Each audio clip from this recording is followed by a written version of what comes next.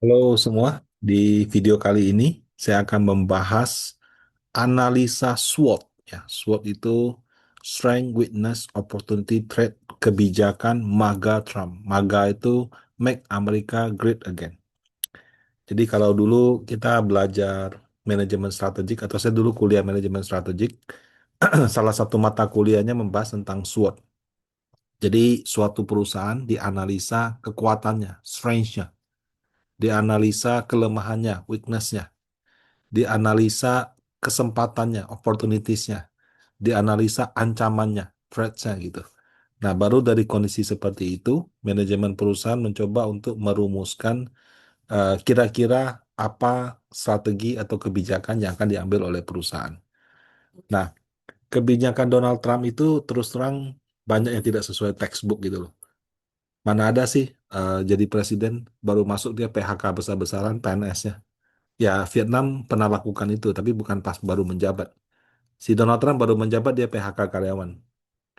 Terus masuk deportasi massal pengungsi-pengungsi.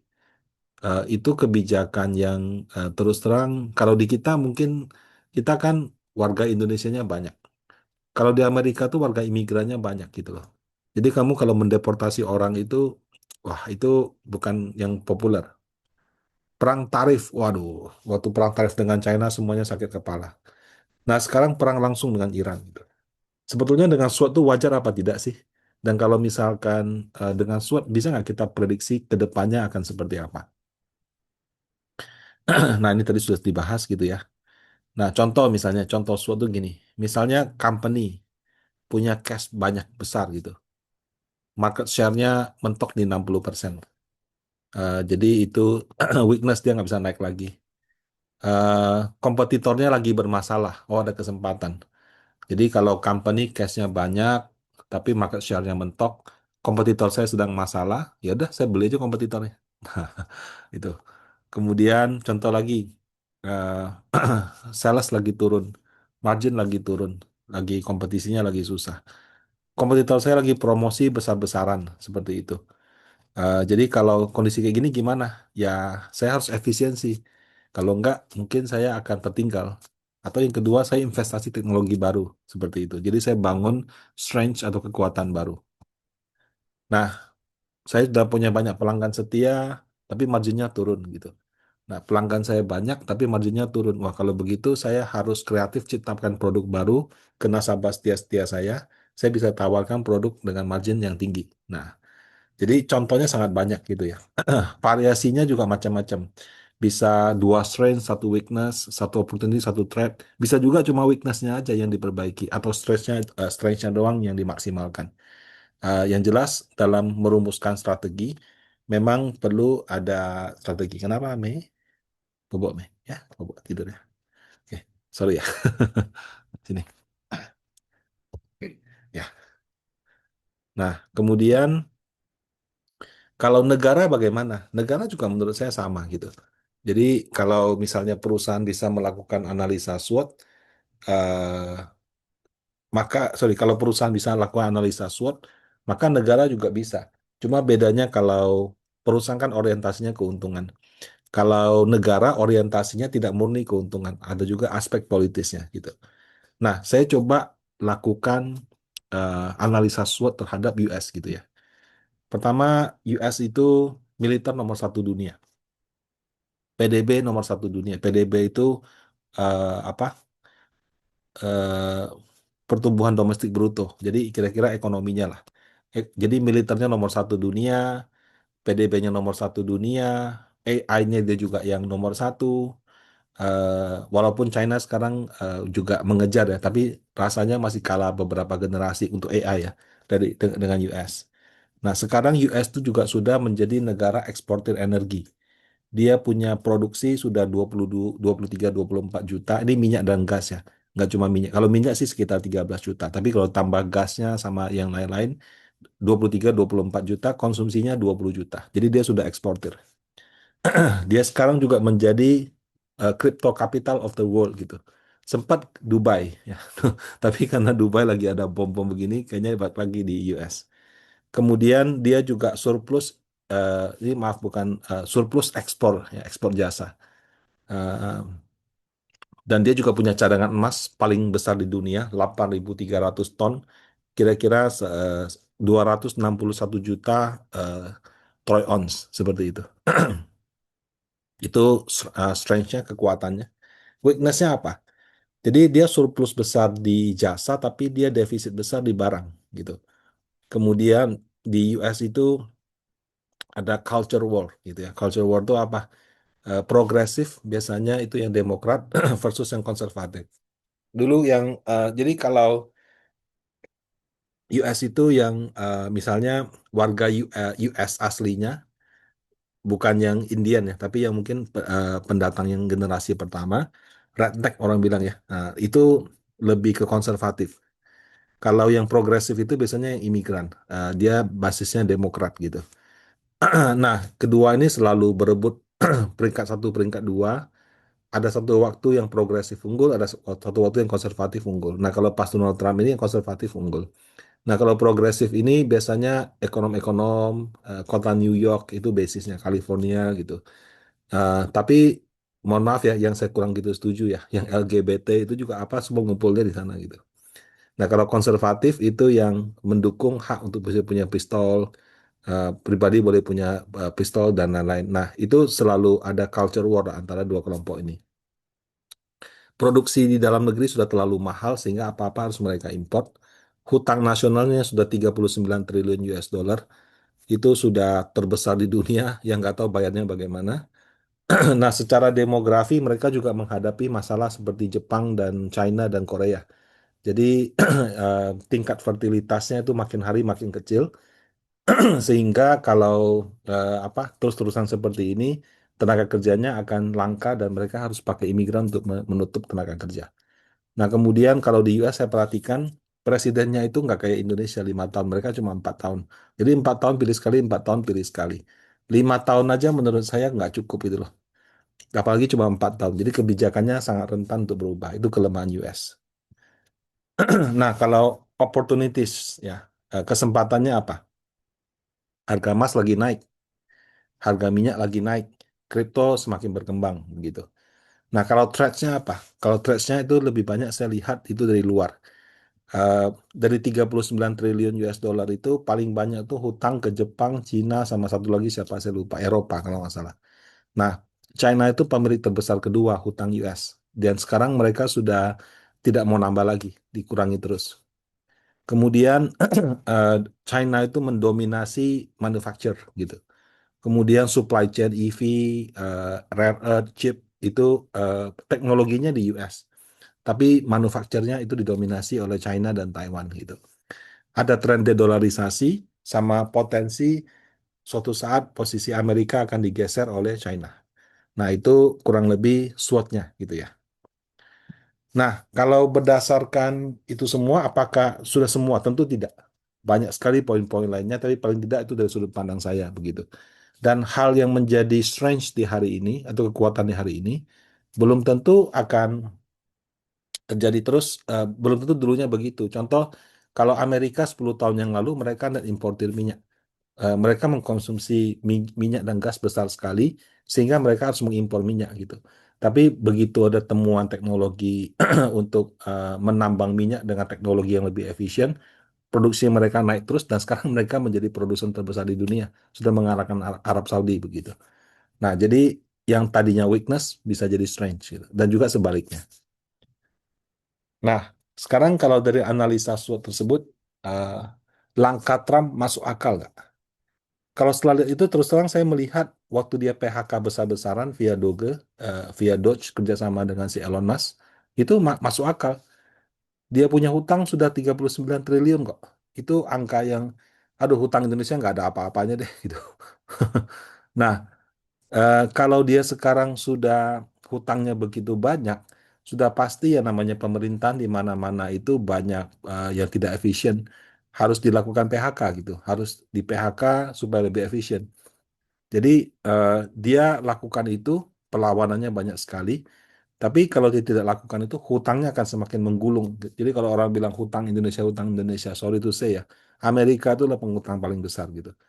Defisit Indonesia 3% dipermasalahkan. Defisit US 5,8 nggak diapa-apain tuh. Ratingnya double A juga gitu. Nah, jadi kalau misalnya orang melihat dia tidak tidak masuk akal, saya bilang justru masuk akal. Kalau memang saya lihat saya punya hutang segitu banyak, memang mau nggak mau saya harus kurangi pengeluaran. Nah, salah satunya melakukan efisiensi begitu. Nah, kemudian eh, dia lakukan deportasi massal gitu.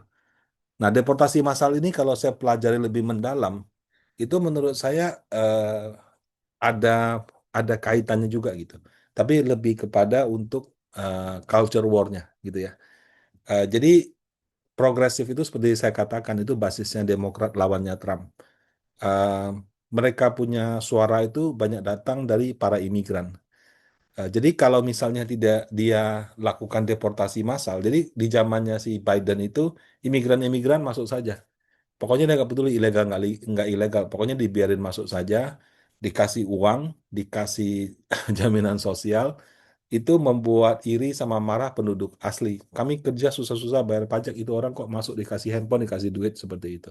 Oke, kasihnya kan nggak banyak, tapi kan jadi gelandangan gitu. Nah, jadi eh, kenapa ditampung orang seperti itu terus? Karena orang-orang ini nanti pada saat pemilu disuruh pilih partainya mereka.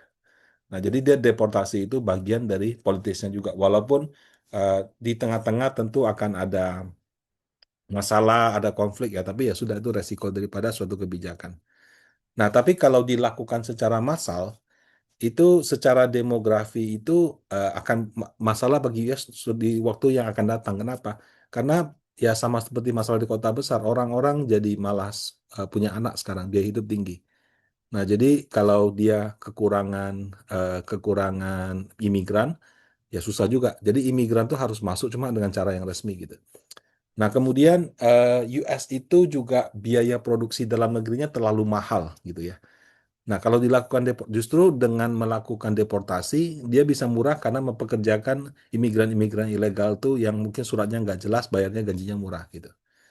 Nah, jadi kalau misalnya dilakukan seperti ini, menurut saya nextnya adalah imigran dikurangin, tapi kebutuhan tenaga kerja ada. Ya pilihannya satu kamu naikin gaji. Tapi tentu belum tentu perusahaan mau bayar. Yang kedua, investasi robot akan semakin menggila. Kenapa? Karena targetnya robot tuh bisa menggantikan tenaga kerja imigran itu. Atau yang terakhir adalah yaitu dia tetap biarkan imigran masuk tapi dengan selektif seperti itu. Nah, jadi eh, deportasi massal ini menurut saya nuansa politiknya lebih besar. Ya. Tapi dia butuh, US itu butuh. Karena kalau dia nggak butuh, pilihannya adalah dia harus besar-besaran pada otomatisasi, yaitu pengembangan robot. Begitu. Nah, oke, ini tadi sudah kita bahas. Nah, terus perang tarif gitu. Jadi perang tarif kan pertama lawan China, lawan dunia, terus kemudian lawan China. Nah, kenapa dilakukan perang tarif gitu loh? Kan ada WTO, ada lembaga-lembaga perjanjian-perjanjian. Ya memang pada kenyataannya defisitnya sudah begitu besar impor barangnya. Kemudian China itu dulu dikasih enaknya. Teknologinya yang bikin di US, produksinya sudah bikin di China, murah gitu kan. Nah, puluhan tahun akhirnya China menjadi raksasa seperti itu. Nah, hutang US sudah 39 triliun. PDB dia nomor satu di dunia. Jadi konsumsinya paling besar di sana seperti itu. Nah, kalau menurut saya ini masuk akal. Kenapa? Karena kalau dibiarkan terus, maka posisi China suatu saat akan mengungguli US. Jadi kalau dia tidak lakukan perang tarif, bagaimana caranya dia punya defisit bisa lebih kecil? Nah, dia bisa lakukan perang tarif kenapa? Karena dia konsumen besar. Jadi orang jual barang ke US harganya tinggi, harga belinya itu tinggi gitu. Nah, jadi dengan tarifnya dia memaksa perusahaan-perusahaan tuh kalau bahasa di sana reshoring, reshoring itu reshore ya, shore itu pantai. Jadi dia tarik lagi ke ke dalam negeri, produksi dalam negeri. Nah, tentu nggak bisa lah kalau orang disuruh kerja untuk jahit baju atau apa. Amerika juga nggak mau.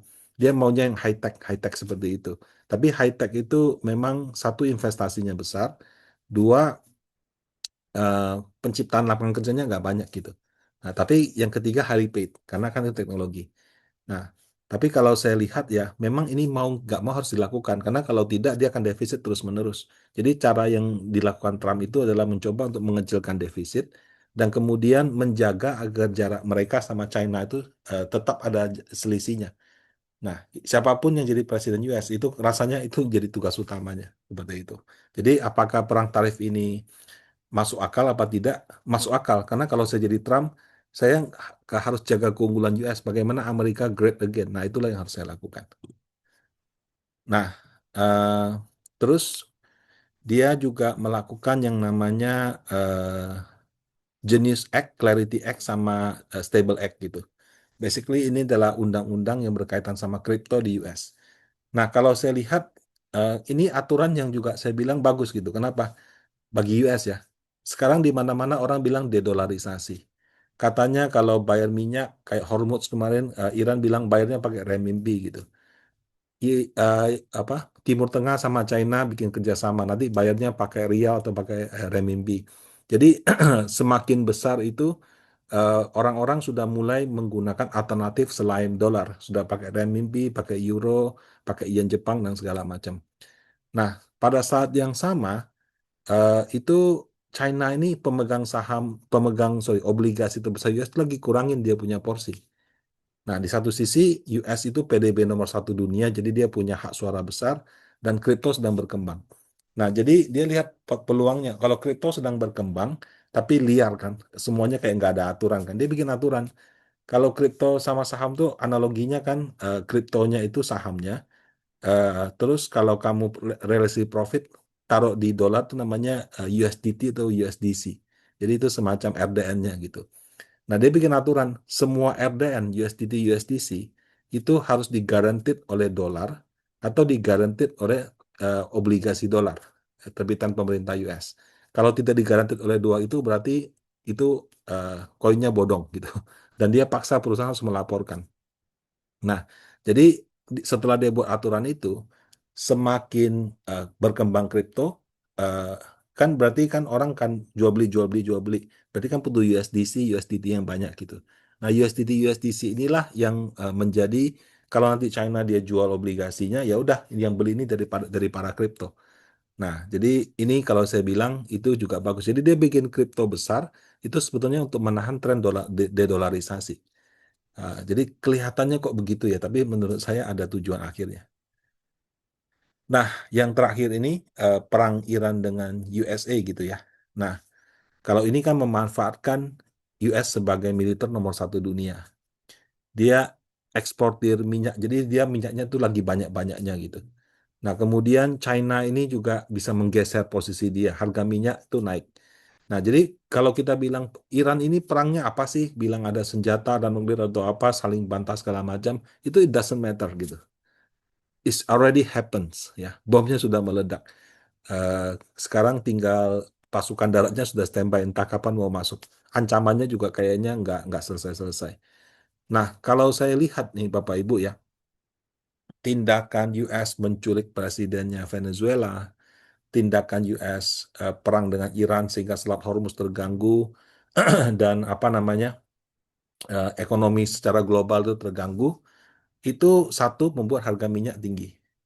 Nah, kemudian harga minyak tinggi kan yang cuan orang Timur Tengah dong, kan mereka produksi minyak banyak. Tapi karena Selat Hormuznya nyangkut, nggak bisa keluar minyaknya. Belinya sama siapa?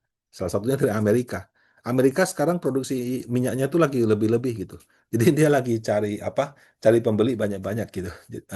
Dengan menahan Venezuela presidennya dan terganggunya Selat Hormuz, harga minyak tinggi, si Trump itu sekarang bisa jual minyak Amerika dengan harga yang bagus. Nah, udah begitu, selama ini Venezuela sama Iran itu banyak jual minyaknya ke China. Minyaknya dijual dengan harga diskon gitu. Nah, setelah Presiden Venezuela ditangkap, itu dia tetap Venezuela tetap boleh ekspor minyak ke China, tapi nggak bisa pakai harga diskon lagi. Tapi pakainya harga tinggi gitu. Nah, Iran juga mungkin menurut saya at some point akan diganggu proses pengantaran minyak ke China-nya, sehingga China itu dipaksa kalau mau beli bensin, beli minyak, belinya dengan harga market. Jadi itu kayak mengurangi China punya keunggulan loh di bidang dia bisa dapat energi dengan harga murah. Nah, Jadi kalau misalnya dengan kondisi seperti ini, menurut saya memang US itu sekarang tujuannya ya. Satu, gimana caranya hutang yang sudah besar ini bisa dia bayar terus. Bukan mengurangi hutangnya, tapi bagaimana bisa bayar. Dua, dia punya minyak yang begitu banyak, bagaimana cara jualannya. Tiga, bagaimana China itu dijegal, ditahan, supaya tidak menggeser dia sebagai ekonomi terbesar nomor satu. Jadi siapapun presidennya, itu saya rasa US itu akan melakukan tiga hal itu. Ya. Nah, sehingga kalau orang bilang nanti Trump diganti, ini berubah, belum tentu. Ya. Eh, dan menurut saya juga Trump ini orang yang kayak bersedia terima jelek-jeleknya gitu loh. Jadi bersedia jadi sangsak dimaki-maki orang. Dan kalau dia harus ambil kebijakan yang menguntungkan negaranya, tapi ya merugikan bagi negara lain, kita mungkin melihatnya sebagai orang yang mengacaukan ekonomi. Tapi kalau bagi US ya, kalau saya kalau warga negara US ya, to be honest, saya lihat apa yang dia lakukan itu memang sesuai dengan eh, apa janji kampanyenya MAGA, Make America Great Again gitu. Nah, jadi buat US menurut saya Donald Trump itu very good. Tapi kalau buat kita yang non US ya apa boleh buat, kita kena efek sampingnya. Nah, kalau sekarang dengan analisa SWOT tersebut, kira-kira apa yang akan dilakukan oleh Trump berikutnya? Terus terang saya sekarang melihat harga emas tuh lagi tinggi. Harga emas lagi tinggi juga karena ketegangan Selat Hormuz segala macam gitu kan. Hutang US begitu banyak. Jadi menurut saya US itu akan do something about emasnya dia. Jadi emas, dia kan punya emas banyak sekali yang disimpan. Yang dari tahun 1960 sampai sekarang nggak pernah diutak-atik. Dan dicatatnya cuma dengan harga $42. Sekarang harganya kan sudah 4.000, 5.000, sempat 5.000 kan. Nah, jadi mungkin dia akan lakukan apa istilahnya kalau di Indonesia namanya revaluasi. Jadi eh, dia punya emas misalnya 1 ton dengan harga 100.000, sudah 10 tahun nggak pernah diubah. Sekarang harga emas sudah 1 juta, jadi dia revaluasi. Nggak dapat uang, tapi asetnya bertambah besar. Nah, kalau asetnya bertambah besar, itu bisa menjadi dasar untuk dia menjustify hutangnya. Jadi rasio hutangnya diharapkan bisa lebih kecil. Kurang lebih seperti itulah. Ya. Nah, satu lagi adalah ini Bapak Ibu, dari sisi harga minyak. Jadi kalau sekarang US surplus minyak begitu banyak, ada gangguan Selat Hormuz, dia bisa jual minyak dengan cuan banyak. Maka kecil kemungkinan ya yang Iran ini dibiarkan selesai. Atau kalaupun selesai, ya kalaupun selesai, harga minyaknya itu kalau turun juga nggak bisa balik ke 60 lagi. Mungkin akan main di 80, 100, seperti itu. Jadi era harga minyak rendah ini menurut saya sudah berakhir. Kenapa? Karena satu, Amerika surplus minyak. Jadi dia butuh jual minyak dengan harga yang bagus. Nah, perang ini menciptakan situasi itu. Nah, kalau mereka nanti sudah cukup untungnya, mungkin baru harga turun, baru turun harga minyaknya. Tapi kalau belum, saya kira harga minyak yang tinggi ini masih akan bertahan terus untuk beberapa waktu yang mendatang. Jadi untuk itu asumsi inflasi, asumsi suku bunga perlu kita review ulang. Nah, demikian untuk analisa ini. Semoga bermanfaat. Kalau ada pertanyaan bisa di kolom chat ya. Terima kasih.